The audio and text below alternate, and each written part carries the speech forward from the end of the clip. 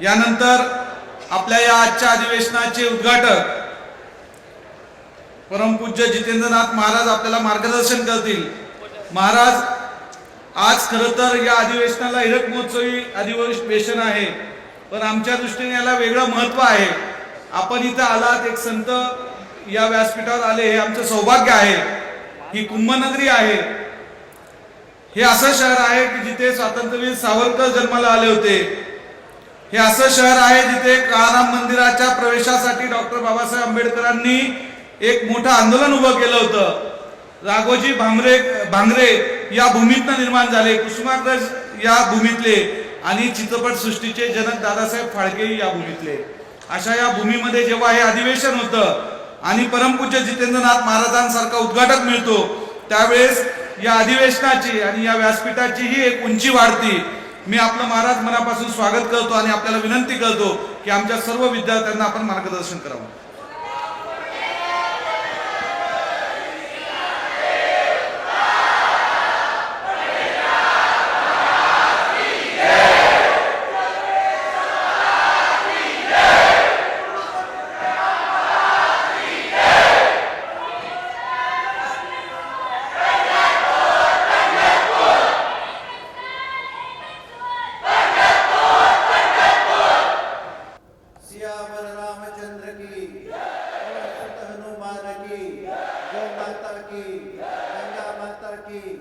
भारत माता की, श्री राम जन्मभूमि की, श्री कृष्ण जन्मभूमि की, काशी विश्वनाथ की, सब संतन की, छात्र छात्र छात्र संगठन की, विद्यार्थी परिषद की, नमः पार्वती पते हर हर।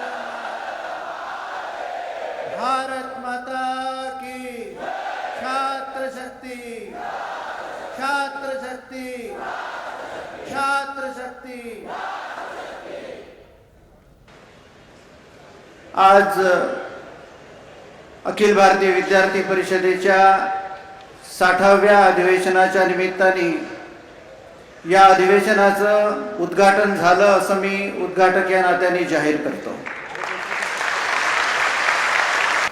या प्रसंगी या ठिकाणी उपस्थित आमचे आदर्श, राजकीय क्षेत्रातले एक आदर्श आणि ज्यांना अनेक उपाधींनी आपण आता त्यांचं वर्णन केलं असे मान्य गिरीजी महाजन, आमची बहीण हमारी बहन क्षमा शर्मा जी, बागेवाडी, अथर्वजी कुलकर्णी, जयंत भातंबरेकर, सागर वैद्यजी, प्रदीप वाघजी, व्यंकटेश अवसरकरजी, स्वागत समितीचे सगळे मान्यवर पदाधिकारी आणि माझ्यासमोर जमलेल्या या विराट छात्र शक्ती बहन बंधू आणि भगिनींनो, आज एक आनंद झाला की कुंभमेळा नाशिकमध्ये तर होणार आहे, पण त्याच्या पूर्वी नंबर 1 या पद्धतीने आमच्या छात्र शक्तीने छात्र कुंभ इथे लावला।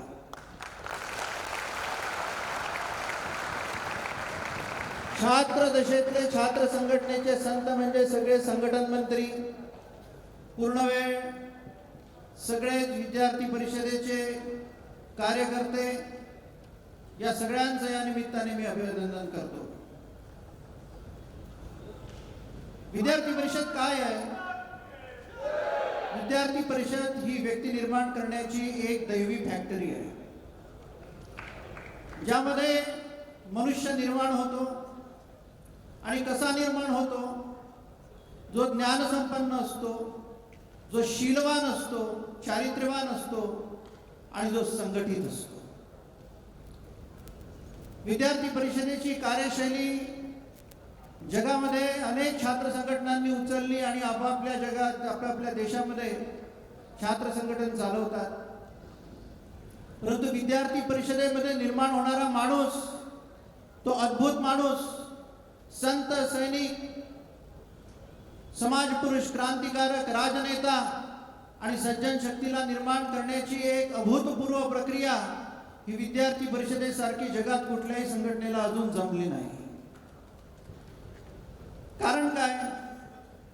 तर आमची प्रयोगातून सिद्ध झालेली, तपश्चर्येतून सिद्ध झालेली कार्यपद्धती, ज्यातून म्हटलं तर राष्ट्रपुरुष घडवण्याची समग्र ताकद आमच्या एकाच संघटनेमध्ये दिसते, जे राष्ट्रीय स्वयंसेवक संघाचं पहिलं अपत्य, पहिलं लेकरू आहे, त्याचं नाव विद्यार्थी परिषद आहे.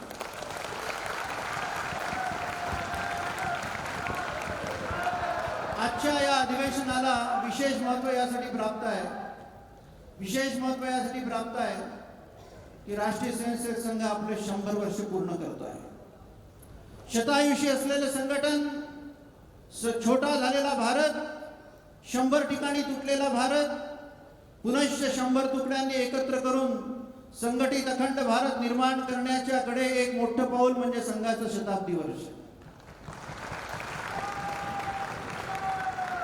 आणि त्या संकल्प शक्तीसाठी म्हणून इथे छात्रशक्ती जेव्हा आपला हुंकार करते आहे, त्यावेळेला विशेष असा आत्मविश्वास जागतो की या भारताला कोणी संपवू शकत नाही आणि पुनश्च हा भारत कधी गुलामीत जाऊ शकत नाही जोपर्यंत संघ आणि परिषद या भूतलावर अस्तित्वात आहे.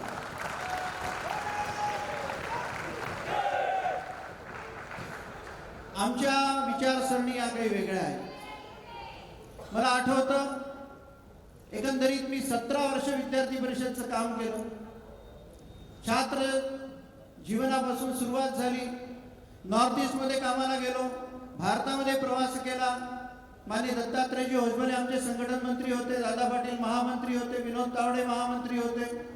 त्यांच्यासोबत काम केलं आणि आज भारताला सशक्त करण्याचं काम हे बरोबरीचे जेव्हा राष्ट्रपुरुष करतात, त्यावेळेला असं वाटतं की राष्ट्रशक्ती तोपर्यंत या भारताची संपू शकत नाही जोपर्यंत छात्रशक्ती या भूतलावर भारतात अस्तित्वात आहे.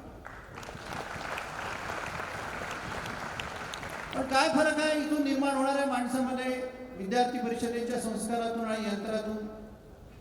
एका गावात एक नेता गेला, एक संत जातात नेत्याकडे आणि नेता समोर येतो आणि विचारतो की महाराज, तुम्ही 15 वर्षापूर्वी या गावामध्ये जे आज आमची आवश्यकता काय, का नेतृत्वाच्या विद्यार्थी परिषदेतलं राजकारणात गेलं पाहिजे. आरोप होतात की विद्यार्थी परिषदेतून निघणारा कार्यकर्ता हा केवळ राजनीतीमध्ये जातो. हा संत तुमच्यापाशी बसलेला आहे, जो संत आणि आध्यात्मिक नीतीमध्ये सुद्धा भारतवर्ष गाजवतो आहे. प्रत्येक प्रश्नाचं उत्तर द्यायसाठी विद्यार्थी परिषदचा कार्यकर्ता निर्माण होऊन सिद्ध आहे. क्षेत्र कुठेही रिक्त राहिले हे आता होणे नाही, दानवतेच्या विषवल्लीचे कोठेही पेणे नाही, ही गर्जना करत छात्रशक्ती भारतातल्या सर्व क्षेत्रात आज आपला पदताल आणि तांडव नृत्य करते आहे. तर तो नेता संताला म्हणतो की महाराज, तुम्ही 15 वर्षापूर्वी या गावामध्ये आले होते, त्यावेळेला नाल्या नव्हत्या, मी नाल्या बांधल्या. कॉलेज नव्हते, मी कॉलेज आणले. फ्लड लाईट नव्हते, मी फ्लड लाईट आणले. आणखी नाना प्रकारचे टार रोड्स नव्हते, कॉन्क्रीट रस्ते नव्हते, ते मी आणले. इथे वेगळ्या वेगळ्या प्रकारच्या इन्स्टिट्यूशन्स आणल्या. पण संत काय म्हणतो? संत म्हणतो हे सगळं करता येईल, परंतु आमच्या वेळेला पहिली ग पूजाबाई देवा देवा साथ दे, साथ दिला खंडोबा, खेळी खेळी खंडोबा या गाण्याला टाळ्या वाजवत आमच्या लहान लहान गावातल्या तरुण मुली रात्री 12 वाजेपर्यंत कोजागिरीचे गाणे म्हणत फिरत होत्या. आज 7च्या आत घरात जर मुलगी आली नाही तर चिंता वाटते. हे तू घालवलायस, हे पुन्हा आणू शकतो? पूर्वी काही बिभत्स चित्र एखाद्या मासिकामधले पाहायचे असले तर आम्ही अंधार कोपऱ्यामध्ये जाऊन ते पाहायचो. आज सहकुटुंब सहपरिवार नंगानाच टेलिव्हिजनवर समस्त परिवार पाहत बसतो. ते घालवलाय, ते तू आणू शकतोस? पुन्हा दारू पिणारा माणूस असला तर गावाच्या बाहेर जाऊन दारू पिऊन यावं लागायचं. आज गल्ली गल्लीत दारूचे दुकानं लागले, ते पुन्हा तू दिवस आणू शकतोस? पहिले कोर्टाची पायरी चढायला सामान्य समाज घाबरत होता. आज याच्या अंगणातलं पाणी त्याच्या अंगणात गेलं तर प्रत्येक जण कोर्टात जातो. हे समाजातले भांडणं तू वाचवू शकतोस? पुन्हा लाईट लागतील, पुन्हा रस्ते बनतील, पुन्हा इन्स्टिट्यूशन बनतील. शून्याचा शोध लावणारा आर्यभट्ट 100,000 वर्षांनी पुन्हा निर्माण नाही झाला, परंतु गावातला संस्कार गेला, रीती गेली, नीती गेली, व्हॅल्यू सिस्टम गेली, मूल्य सिद्धांत गेले, सज्जन शक्तीचा परिचय गेला.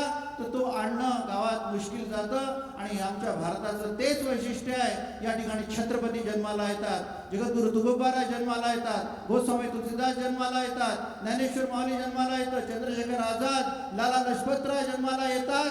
आणि ते कुठल्या इन्स्टिट्यूशनमधून जन्माला येत नाही, कुठल्या कॉलेजमधून जन्माला येत नाही, कोणती संघटना त्यांना निर्माण करू शकत नाही. त्याला निर्माण करणारा भारतातलं हिंदूचं राष्ट्रभक्त घर जर हरपलं तर या राष्ट्राला कोणी माफ करणार नाही. जातीपातीमध्ये ब्रिटिश आले आणि ब्रिटिशांनी तोडा फोडा झोडा ही नीती केली. भारतातल्या जातीपातीत हा भारत वाटून दिला. त्यावेळेला आमचा हाच छात्रशक्तीचा हिंदवी संस्काराचा हिंदवी साम्राज्याचा पुरस्कर्ता हाच छात्र समाजाला विचारू शकतो की गणपतीला जात होती, महादेवाला जात आहे, ज्या तुळजाभवानीचा छत्रपतींनी उदो केला त्या तुळजाभवानीला जात आहे, त्या जगदंबेला जात आहे, त्या नारायणाला जात आहे. जर या एक धरती की शान तू है भगवान की संतान तेरे आत्मा में स्वयं भगवान है रे, मनुष्य तू बडा महान आहे रे, हे गाणं परिषदेतल्या गीतेतून गाता गाता सामाजिक समरसता सांगताना परिषदेचा कार्यकर्ता म्हणतो की ज्या भगवंताची आम्ही लेकरं आहे, जर त्या भगवंताला जात नाही तर जातपात आली कुठून? त्यामुळे सामाजिक समरसतेचा उद्घोष करून हातात हात घेऊन तेली माळी कुणबी चांभार बौद्ध मातंग समस्त तळागाळातल्या समस्त सगळ्या समाजाला सगळ्या स्तरावर एकत्र होऊन हम अनुयायी उन पाओ के आदर्श लिए जो खड़े रहे, बाधाएं हमें झुका न सकी, जो संघर्षों में अड़े रहे, सरबर मंडराता काल रहे, करवट लेता भूचाल रहे, फिर अमिट हमारा काम है, भारतवर्ष को एक करना ही हमारा काम है. हम नई चेतना की धारा, हम अंधियारों में उजियारा, हम उस बयार के झोंके हैं जो हर ले सबका दुख सारा. बढ़ना है शून्य मिले तो क्या, पथ में अंगार मिले तो क्या, जीवन में कहाँ विराम है, परिषद के द्वारा भारत को संगठित करना ही हमारा काम है. ही शिकवण ज्यावेळेला परिषदेच्या विचारसरणीतून घेऊन इथला छात्र आणि छात्रा एकत्र जातात त्यावेळेला कौतुक वाटतं की आणि शाश्वती वाटते की या भारताला हा भारत खरंच चिरंजीवी आहे. कशाच्या भरोशावर? परिषदेच्या विचारसरणीच्या भरोशावर. तसं तर आम्ही 3 बिघा आंदोलन पाहिलंय. चिकन नेकचं आंदोलन तुम्हीच केलं आता काही वर्षापूर्वी. काश्मीरच्या लाल चौकामध्ये झेंडा लावायला मी स्वतः गेलो होतो त्या काळामध्ये. भारत तेरे तुकडे होंगे, गो बॅक ब्लडी इंडियन्स नावाच्या घोषणा गुवाहाटीचा पूल पार करताना आम्ही पाहिल्या. 97 मध्ये 91 मध्ये 87 मध्ये 3दा पूर्वांचलामध्ये गेलो. त्यावेळेसचा पूर्वांचल आणि आता मोदी नावाचा अभूतपूर्व कार्यकर्ता पंतप्रधानपदी विराजमान केल्यानंतरचा भारत या जमीन अस्मानचा फरक दिसतो. परिषदेचं आणि संघाचं वैशिष्ट्य काय आहे? आजपर्यंत कित्येक प्रधानमंत्री आले आणि लोकसभेच्या दालनामध्ये आपल्या बुटांनी लोकसभेचा उंबरठा झिजवून गेले, पण एक प्रधानमंत्री संघ विचारसरणीने परिषद विचारसरणीने दिलेला तो असा दिला की पहिल्यांदा लोकसभेत प्रवेश करताना जोडे बाहेर काढून ठेवले, भारत मातेच्या सर्वोच्च मंदिराच्या उंबरठ्यावर नतमस्तक झाला, धूळ लावली त्याची आपल्या कपाळाला आणि मग भारत माता की जय म्हणून लोकसभेत गेला. हा कार्यकर्ता फक्त संघ आणि परिषद घडवू शकतो. त्यामुळे आश्वस्त आशादायी चित्र भारतवर्षाचं यासाठी आहे की 3 बिघा नावाचं आंदोलन आमच्या काळामध्ये विद्यार्थी परिषदेच्या कार्यकर्त्यांनी केलं होतं. मी स्वतः त्या आंदोलनात सहभागी झालो असताना 111 स्क्वेअर किलोमीटरचा तो एरिया साधारणपणे होता कमी अधिक. पण ज्या वेळेला 1 रुपये प्रतिवर्ष बांगलादेशला भाड्याने भारत मातेचा एक तो हात दिला गेला, त्यावेळेला कोणाला विचारून भारत मातेचा हा तुकडा दिला गेला हा प्रश्न केवळ विचारला असेल त्या विश्वनाथ प्रताप सिंगला तर फक्त विद्यार्थी परिषदेने विचारला. आणि त्याचा परिणाम भारताने भोगला. परिणाम असा भोगला की जोपर्यंत बांगलादेशच्या ताब्यात त्याची नियंत्रण रेषा जास्त प्रमाणात होती त्यावेळेला समस्त संतांचं दमन झालं, मंदिरांचं दमन झालं, राष्ट्रीय इन्स्टिट्यूशन्सचं दमन झालं, भारतीयांचं दमन झालं. आणि म्हणून देश राखला पाहिजे तर देव राखला जातो, देव राखला गेला तर देश आणि धर्म राखला जातो, धर्म राखला गेला तर देश आणि देव राखला जातो. ही त्रिसूत्री केवळ देशाच्या लक्षात आणून दिली असेल ती विद्यार्थी परिषदेने लक्षात आणून दिली. समजून घ्या की देशातले सगळे मंदिरं काढून टाका. मित्रांनो, कधी हा आपला राष्ट्रवादी विचार बाळगताना मी देव भोळा नाही, देवाला नमस्कार करत नाही असं म्हणू नका. समजून घ्या, आज देशातले समस्त मंदिरं काढून टाकले, आश्रम काढून टाकले. आमची ताकद आहे का केरळमधले चर्चेस आणि उत्तर प्रदेशातल्या मस्जिदी बदलायची? तेच उरेल. त्यामुळे जोपर्यंत देव आहे तोपर्यंत देश आहे. ज्या वेळेला देश परत परकीयांच्या ताब्यात गेला त्यावेळेला अयोध्येचं मंदिर तुटलं, काशी विश्वनाथ तुटलं, सोमनाथ तुटलं, मथुरा गेलं. त्यामुळे जोपर्यंत देश आहे तोपर्यंत देव आहे, जोपर्यंत देव आहे तोपर्यंत देश आहे. आणि धर्म म्हणजे काय? धर्म म्हणजे या दोन्हीचं भान ठेवून देश आणि देव दोन्ही गोष्टी जोपासायचं काम आमच्या ज्ञानाच्या, आमच्या पुरुषार्थाच्या, आमच्या कर्तृत्व शक्तीच्या आधारावर जोपर्यंत आम्ही टिकून ठेवू तोपर्यंत देव, देश आणि धर्म शूर आम्ही सरदार, आम्हाला काय कुणाची भीती. देव देश धर्मापायी प्राण घेतलं हाती. हा मावळा जर जिवंत कोणी ठेवला असेल तरुणाईच्या स्वरूपात तर त्याला फक्त विद्यार्थी परिषद जबाबदार आहे.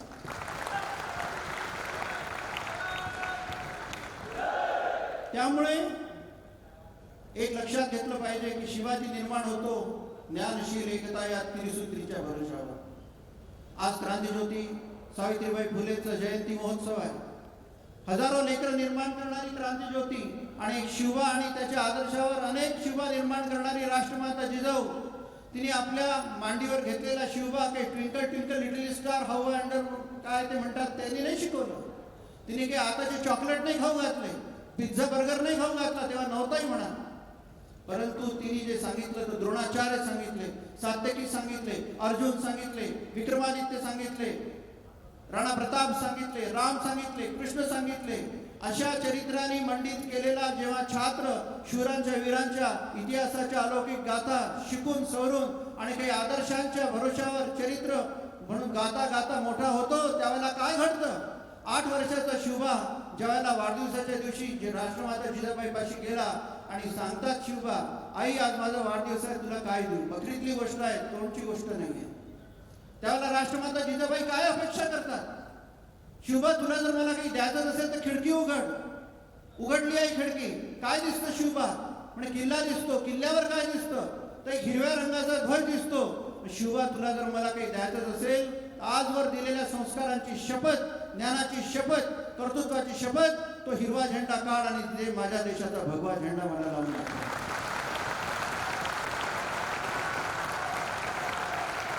एक संस्कार, संस्कृती, परंपरा ज्याला मिळते तो काय करू शकतो? तर त्याच्याच आधारावर लुटूपुटूच्या लढाईतून निर्माण झालेला शिवबा 13 वर्षाच्या आयुष्यामध्ये एक किल्ला जिंकतो आणि तिथे आपल्या राष्ट्राचा ध्वज लावतो. हे ज्ञानशील आणि एकता शिकवण्याचं परिचयाचं स्वरूप आहे. त्याच्या भरोशावर असे निर्माण होतात. आणि म्हणून आंधी क्या तूफान मिले चाहे जो योद्धान मिले, लढना ही अपना काम है, बढ़ना ही अपना काम है, हे जे आपण म्हणतो ते आपल्या विद्यार्थी परिषदेच्या ज्ञानशील एकता या त्रिसूत्रीच्या भरोशावर परिसरातला प्रभाव आज माहिती आहे. विद्यार्थी परिषदची गरज कशासाठी आहे देशामध्ये? कॅम्पसमधून उत्तम माणूस निर्माण होईल याची गॅरंटी काही नाही. तसंच घरातूनही पण निर्माण होईल याची गॅरंटी आजकाल राहिली नाही. To have a children is not mere qualification to be mother or father. मुलं बाळं निर्माण करणं हे आई वडिलांचं सर्टिफिकेट नाही आहे, ते कुत्र्या मांजराला होतात.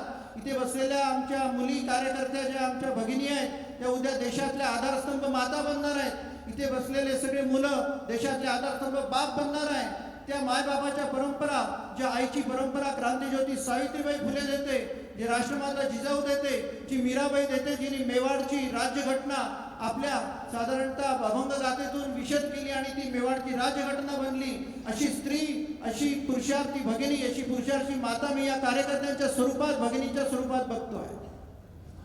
फतेहसिंग आणि जोरावर सिंग ज्यांचे स्मरण आम्ही आजही करतो, त्या बापाच्या यशोगाथा सांगणाऱ्या त्या कहाण्या कुठे गेल्या या भारतातल्या? त्या कहाण्या ज्या वेळेला बादशाह आणि फतेहसिंग जोरावर सिंग दोघांनाही पण सांगितलं की मजहब बदलो, राष्ट्रीयता बदलो, धर्म बदलो, त्यावेळेला मानले नाही. तर खोटं पत्र गुरु गोविंद सिंगांच्या सहीचं गुरु गोविंद सिंगांकडे पाठवलं गेलं की तुमच्या मुलांनी धर्म बदलायचं मान्य केलं आहे, तुम्ही याला मान्यता द्या, अन्यथा आम्ही त्यांना मारून टाकू. त्यावेळेला तो बाप जागला गुरु गोविंद सिंगांच्या स्वरूपामध्ये, टर्कन ते पत्र फाड़ना आणि सांगितलं ऐसा हो ही नहीं सकता, मेरे खून पर मेरा विश्वास है, मेरे संस्कारों पर मेरा विश्वास है, मैंने जो जो उनको दिया है उस पर मेरा विश्वास है. अगर मेरे बच्चों ने मजहब और राष्ट्रीयता बदल दी तो ये गुरु गोविंद सिंह अपना सर कलम करके बादशाह के दहलीज पर रख देगा. तो बाप आमच्या भारतात हरपत चाललाय, ती आई आमच्या भरोशावर आमच्या भारताची हालत झाली आहे. अशी आई आणि असा बाप या भारताला राष्ट्रीय तत्वावर पुन्हा उपलब्ध करून देणं, देव, देश, धर्म, संस्कृती, परंपरा, मूल्य, सिद्धांत याला वाचवण्याकरता हे काम जर कोणी करत असेल तर विद्यार्थी परिषद करते आहे, म्हणून विद्यार्थी परिषद अत्यंत आवश्यक असा राष्ट्रासाठी घटक आहे. त्यामुळे तुम्हाला एक प्रश्न विचारून मी फार बोलणार नाही, कारण राष्ट्र धर्माचं बाळकडून तुम्हाला इथे पाजलं जाणार आहे. मला सांगा, एक प्रश्न विचारतो की आजकाल आंदोलन करा, संघटन चालवा, कुठलंही काम करा आणि चला घराच्या बाहेर. याचा परिणाम काय होतो आहे? घरात माणूस नांदत नाही. घर कशाच्या भरोशावर नांदतं? तर त्या घरात वंश कशाला म्हणतात? वहनात शम करोती सा वंशा, जो वहन होने से शम माने कल्याण, समाज का कल्याण होता है, राष्ट्र का कल्याण होता है, स्वयं का कल्याण होता है. शंकरोती ती शंकरा, जो कल्याण की देवता है उसे शंकर कहते हैं. तर परिस्थिती अशी आहे की तुम्हाला मी प्रश्न विचारतो, तुमच्या घराचं वय किती आहे? How much is the age of your house? How much is the age of your वंश? मला माहिती आहे त्याचं उत्तर तुम्ही देणार नाही. तुम्ही सांगाल की 300-400 वर्ष असेल, 2-3 आजोबा पणजोबा माहिती आहे. याचं उत्तर गीतेमध्ये आहे. ऊर्ध्वमूल मदशाखा अश्वत्थ प्राहुरव्यम छंदांसी यस्य पर्णानी यस्तं वेद सवेदई. आमच्या सगळ्यांचा करता धरता बाप ब्रह्मदेव परमात्मा श्रीहरी हा एकच आहे. त्यापासून निर्माण झालेलं बीज तुमच्या आमच्या घरांच्या स्वरूपात आहे. अन्यथा हम सब उस एक बाप की संतान है. जात पात पूछे नाही कोई, हरि को भजे सो हरी ही होई. या स्वरूपामध्ये आम्ही नांदणारे सगळे. म्हणून म्हणतो घराचं वय किती आहे? घराचं वय करोडो वर्षांचं आहे. आता ज्या घरांनी विद्यार्थी परिषदेसारखा, संघाचा सारखा स्वयंसेवक आणि कार्यकर्ता, इतका तेजस्वी कार्यकर्ता जन्माला घातला, तुम्हाला जन्माला घातला, ते घर आजपर्यंत कोणत्या पद्धतीने कशामुळे टिकून राहिलं? तर त्याला फक्त आहे संस्कृती, परंपरा, मूल्य, सिद्धांत, आचार आणि आशीर्वाद आणि तपश्चर्या. आता मी तुम्हाला दुसरा प्रश्न विचारतो, 100 वर्षांनी आपलं घर असंच राहील याची गॅरंटी देता? मग घराचा सत्यानाश करण्यासाठी आम्ही जन्माला आलो का? राजकीय क्षेत्राच्या भरोश्यावर हे घर चालणार नाही, वंश चालणार नाही. संघटनांच्या भरोश्यावर घर आणि वंश चालणार नाही. पण संघटनेतून तात्विक विचार बांधणी झालेला कार्यकर्ता जेव्हा घरात नांदायला लागतो, तेव्हा हिंदूचं घर 1000 वर्ष टिकेल याची गॅरंटी येत असते. कारण विचार घेऊन फक्त राजकारण करायचं, धंदा करायचा, व्यवसाय करायचा किंवा समाजनीती करायची असं नाही आहे. वंशनीती, कुटुंबनीती, म्हणून कुटुंब प्रबोधनासारखा विषय आज राष्ट्रीय स्वयंसेवक संघाला आणावा लागला. आणि पंचपरिवर्तनाच्या 5 क्षेत्रातल्या गोष्टी अपेक्षा सांगताना सोबत जेवा, सोबत राहा, सोबत नांदा, परस्पर प्रेम ठेवा, वंश टिकवा, कुटुंब टिकवा. कारण संत सैनिक समाजपुरुष क्रांतिकारक संघटनेतून निर्माण होत नाही किंवा ते एखाद्या शाळापाल्यामधून निर्माण होत नाही. एका आई वडिलांच्या संस्कारात आणि घराच्या उंबरठ्याच्या आत संत सैनिक समाजपुरुष क्रांतिकारक सज्जन शक्ती निर्माण होत असते. जर दुकान कोणाचं चाललं नाही तर आपण म्हणतो डेली नीड्स का दुकान लगा, चल जाएगा, चालते ना. त्यामुळे डेली नीड्स आहे तर राष्ट्राचं सुद्धा डेली नीड्स कोणते आहे? या भारतात संत निर्माण होत राहिले पाहिजे, या भारतात समाजपुरुष निर्माण होत राहिले पाहिजे, भारतावर बिकट प्रसंगी क्रांतिकारक निर्माण होत राहिले पाहिजे, संघाला स्वयंसेवक मिळाला पाहिजे, संतांना शिष्य मिळाले पाहिजे, समाजाला समाजसेवक निर्माण मिळाले पाहिजे. आणि या सगळ्या गोष्टी पुरवणारं single isolated unit of the universe is only house, कुटुंब आणि वंश, ज्याचा आधारस्तंभ तुम्ही आहात कार्यकर्ते. त्यामुळे या सगळ्या गोष्टींचा विचार करून आपल्या जीवनाची एक बांधणी करून विद्यार्थी परिषदेत संघाच्या माध्यमातून किंवा अनेक चांगल्या धोरणाच्या असणाऱ्या विचाराच्या बांधिलकीच्या संघटनांमधून नांदत आपल्या जीवनाला निर्माण केलं पाहिजे, सशक्त केलं पाहिजे, आपलं घर टिकवलं पाहिजे आणि त्याच्या आधारावर आपण राष्ट्र निर्माण केलं पाहिजे. कारण घराशिवाय राष्ट्र नाही, राष्ट्राशिवाय जगत नाही, जगतशिवाय विश्व नाही, विश्वाशिवाय चैतन्य नाही. आणि म्हणून चैतन्याचा आधारस्तंभ तुम्ही आहात जे बसले आहात. केवळ स्वतःला विद्यार्थी समजू नका, तुम्ही उद्याचे आधारस्तंभ आहात, आजचे नागरिक आहात. उद्याचे या देवा देशाच्या धर्माच्यासाठी काय होणार, तुमच्यामध्ये कोणतं स्वरूप साकार होईल सांगता येत नाही. आणि त्यामुळे एक उत्तुंग ऊर्जा, उत्तुंग संस्कार, उत्तुंग देवदेश धर्माला घडवण्यासाठी अशा धुरंधर पुरुषार्थी व्यक्तीचं निर्माण तुमच्या माध्यमातून मी देशासाठी पाहतो आहे. एक उदाहरण देऊन मी थांबेन. विद्यार्थी परिषदेचं काम करणारे अनेक लोक अलौकिक होऊन या देशाला काही ना काही देऊन गेले. देश हमें देता है सब कुछ, हम भी तो कुछ देना सीखे. धर्म हमें देता है सब कुछ, हम भी तो कुछ देना सीखे. समाज हमें देता है सब कुछ, हम भी तो कुछ देना सीखे. ज्यावेळेला विद्यार्थी परिषदेच्या संपर्कातून घडलेली आमच्या सुषमा स्वराजचं उदाहरण आमच्या मुलींना द्यायचं मला अधिक योग्य वाटतं. ज्यावेळेला लोकसभेमध्ये सुषमा स्वराज गीता हातात घेऊन सांगायला लागल्या, सांगावं लागतं तत्वज्ञान की इसको राष्ट्रग्रंथ घोषित करो, त्यावेळेला अनेकांनी विरोध केला. त्यात काही करंटे हिंदू पण होते. परंतु त्यांना विचारलं की 5000 साल पुराना ये ग्रंथ क्या करेगा. एक लक्षात घ्या, आपला पुरुषार्थ आपला स्वाभिमान आपणच जगवावाच लागतो. महाभारताचं युद्ध 5200 वर्षापूर्वी झालं. भगवान रामजी 9 लाख वर्षापूर्वी या धर्तीवर झाले. रामाची रीती आणि कृष्णाची नीती आजही सहाय्यभूक होते. ज्या रीतीनीतीच्या भरोशावर आमचे गिरीजी सुद्धा राजकारण आज करतात, त्यांना आधार रामकृष्णाचा आहे. त्यामुळे भारतातल्या जगातल्या कुठल्याही धर्माची उत्पत्ती 4500 वर्षाच्या आधी नाही, त्याच्या आधी आमचं महाभारताचं युद्ध झालं. 5200 वर्षापूर्वी, 9 लाख वर्षापूर्वी राम होते. माने सब धर्म के अनुयायी, सब मजहब के लोग पूर्वी हिंदू ही हिंदू थे, हिंदुस्तान के उपासक थे.